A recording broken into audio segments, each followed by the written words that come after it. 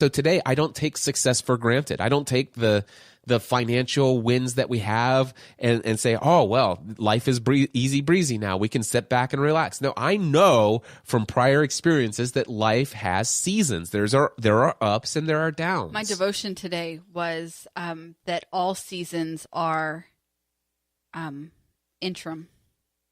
That every season you are in is building you for the next season. Yeah.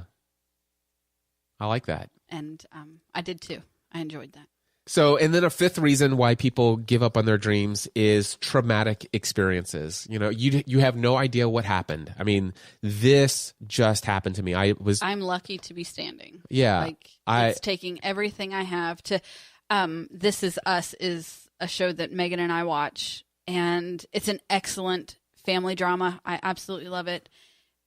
And in these, it shows present time and then flashbacks to show the story of this family. And in the flashbacks, a character is dealing with the death of her husband. And she says to one of her teenage sons, it takes everything I have to get out of bed each day. And I have nothing left to give after that. Yeah. And how true that statement is. There are things, there are seasons, there are experiences, there are situations that are so traumatic that it takes everything we have just to be sitting upright or standing upright or going through the motions of everyday life. And so in that case, it is easy to give up on your dreams because, you know, I'm barely hanging on here. Yeah, and sometimes what happens is they say, listen, this is, wow, I know this sounds crazy, but I think Rachel said this in her book. Some people look at their traumatic experience and they sigh a sigh of relief. I don't think she used those exact words, she didn't, but yes. But this is the feeling that she was expressing. She's like, oh, wow, finally. I have an out. I have an out. Finally, I can give up on my dream because nobody in their wildest imagination would ever expect me to continue to pursue this dream with this trauma taking place in my life. I finally have an out where I can get out of this without feeling the judgment of others, you know, for that failure. But here's the thing, there are so many stories, whatever traumatic experience, and I can't speak, you and I have been so blessed that we have not experienced major trauma in our life on grand scales that some other people. I mean, it's insane. I mean, you've had more trauma in your childhood than I ever had. But still, there are people out there who obviously have things that are way worse than what we have ever experienced. Absolutely. But the reality is that some of the people who have the worst traumas that you and I mean, we hear stories. They have the best stories. Not the best stories, but they have the most moving stories. Right. And the people who have experienced trauma who is far worse than anything you can imagine, but yet they're the ones who we watch on, you know, an Oprah program, who have achieved greatness and pursued their dreams in spite of being born with no arms and no legs, in spite of being in a car accident or a motorcycle accident and 80% of your body is completely burned, third-degree burns. And then all of a sudden, there's this guy, his name, I can't remember his name right now, but he ran for congressman in, I think, Colorado or something like that. And he went around being pushed around in a wheelchair, and he says, vote for me, and I promise you I just won't be another pretty face in, you know, whatever.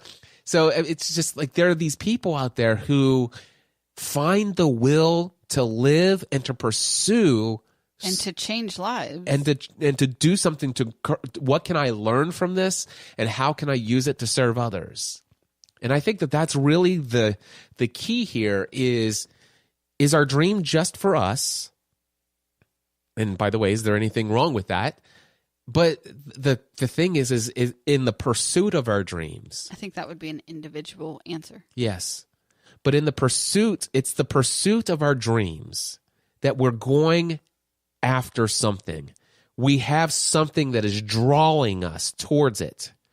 And it is the things that happen, good or bad, the open doors, closed doors, the rejection and overcoming it. It's all of those things. We learn from every experience that helps us grow, that makes us more valuable to those around us. And the more we overcome, You know, the more we overcome what people have said in our past when they told us it couldn't be done, the more we look at other people and say, well, if they're doing it, why should I? But we go forward anyway and make our own path and do our own thing so that one day somebody looks at us and says, well, if Cliff and Stephanie are doing it, then why should we?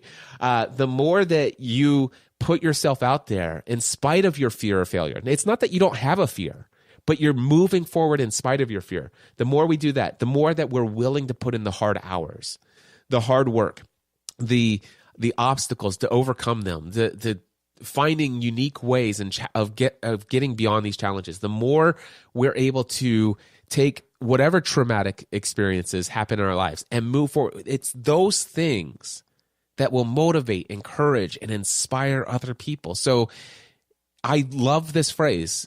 Is life happening to us or is life happening for us? And can you live a life where in pursuit of your dreams, you look at every challenge, every obstacle as saying, hey, what is there in this that's going to help serve me in my pursuit of serving others in all experiences of life? Does that sound too Pollyanna? Not to me. Not to me either. And I think that's what I think it's all about, our perspective. I think it really is. How do we view life? How do we view the things that are happening to us? Why do we have dreams in the first place? And that's what we wanted to share. These are the reasons why most people give up on their dreams. These are 5 reasons that came up to us as we wrote some notes down after reading this chapter in Rachel Hollis's book. But what's holding you back from your dreams? We would love to know. Email me, cliff@cliffravenscraft.com.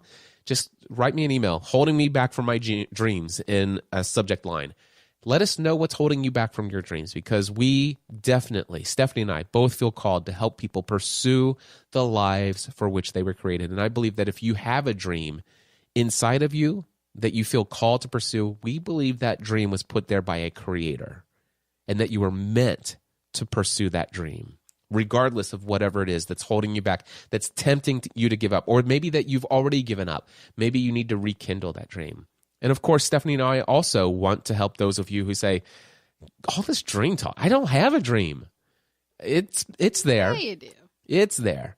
And we want to invite you to come to the Free the Dream conference in September. So head over to freethedream.live, freethedream.live, and learn how you can achieve your dream. And if you don't know what your dream is, come and discover what your dream is. And more than anything, become a part of this family, this dreaming community of people who are going after the lives for which they were created. We get together on a monthly basis at this point and have some of the most amazing calls. We have a community online. If you sign up for the Free the Dream conference, just go ahead and buy your ticket over at freethedream.live and email me directly, cliff@cliffravenscraft.com, and I'll give you instant access to the video, the online course version of Free the Dream, so that you can get started on this information and start applying it to your life today. You, my friends, were meant for something more. Don't let anyone else tell you that your dream is too big. Until next time, Stephanie and I can encourage you to what? Take your dream to the next level.